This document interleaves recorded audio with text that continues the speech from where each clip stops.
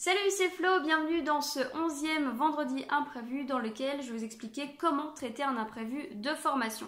L'imprévu du jour est le suivant: comment animer la formation d'un autre formateur. Je vais vous expliquer comment réagir, je vais vous donner ma solution et puis un exemple pour illustrer mes propos.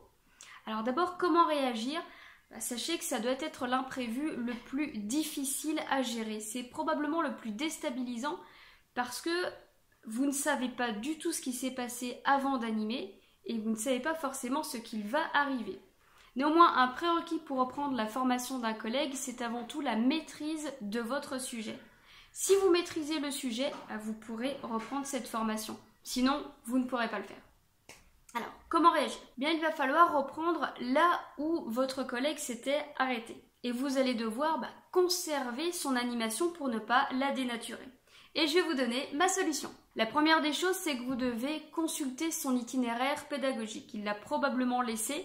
Donc si vous ne pouvez pas du tout rentrer en contact avec, il va falloir regarder le plan de formation qu'il avait créé exprès pour cette formation. Donc qu'est-ce qu'il a déjà fait ? Qu'est-ce qu'il avait prévu ? Et peut-être il y a quelques petites notes pour vous aider à vous donner quelques indices pour savoir où le groupe en est. Deuxième chose, c'est que vous allez demander au groupe où est-ce qu'il en est, qu'est-ce qu'il a retenu, qu'est-ce qui était prévu. C'est encore le plus simple, de savoir réellement ce qu'ils avaient vu.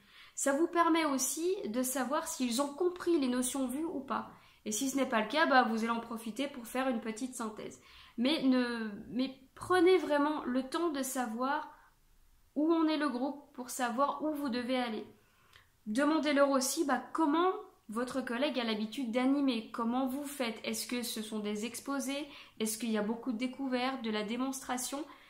Allez vraiment chercher les méthodes et les techniques d'animation pour pouvoir utiliser les mêmes et ne pas perturber ce groupe. Un élément important est aussi de noter les comportements que vous pouvez voir durant cette formation. En effet, votre collègue a sûrement déjà dû noter tous les comportements qui sont déviants ou pas. Ils sont notés dans son administratif qu'il a dû gérer avant que vous arriviez, donc faites la même chose. Si vous reprenez une formation, notez tous les comportements. Il y a peut-être des choses que vous allez voir et que ce collègue n'avait pas vues. Donc notez tout ce que vous avez fait pour qu'il puisse, s'il doit reprendre cette formation par la suite, la gérer et voir sans trop de difficulté ce que vous avez fait avec ce groupe. Et pour illustrer mes propos, je vais vous donner un exemple. J'ai animé une formation de plusieurs semaines. J'ai animé surtout la première journée de cette formation, donc je découvre mes participants et je tombe malade. Donc là, c'est une collègue qui a repris une semaine de ma formation sans savoir ce que j'avais prévu. Donc c'était un petit peu difficile pour elle parce que elle ne connaissait pas mon itinéraire pédagogique. J'avais fait cette erreur d'avoir 2 itinéraires pédagogiques différents.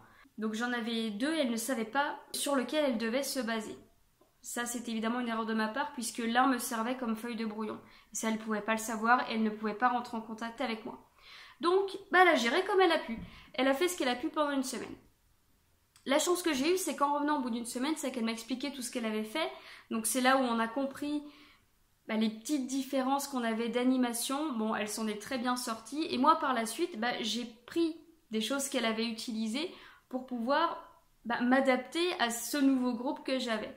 Bon, c'était quand même très intéressant parce que ça nous a permis toutes les deux de noter précisément dans nos comptes rendus tout ce qu'on avait pu voir comme comportement pour que tout le monde puisse le comprendre et aussi toujours laisser un seul plan de formation qui soit lisible et facile à utiliser pour tout le monde.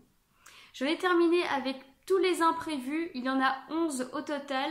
Je vous remercie de m'avoir suivi, likez ma vidéo, marquez-moi un petit commentaire et abonnez-vous à la chaîne pour ne rater aucun imprévu. Moi, je vous retrouve très bientôt pour de nouveaux imprévus. À bientôt!